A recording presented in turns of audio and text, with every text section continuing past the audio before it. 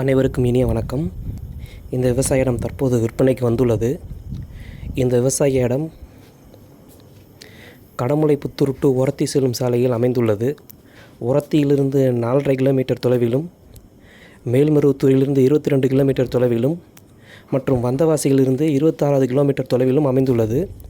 மொத்தம் 4 ஏக்கர். கிணறு மற்றும் பாதை வசதி அமைந்துள்ளது. புஞ்சை வகையை சேர்ந்தது. ஒரு ஏக்கர் 23 லட்சம் ரூபாய். விலை உட்கார்ந்து பேசிக்கொள்ளலாம்.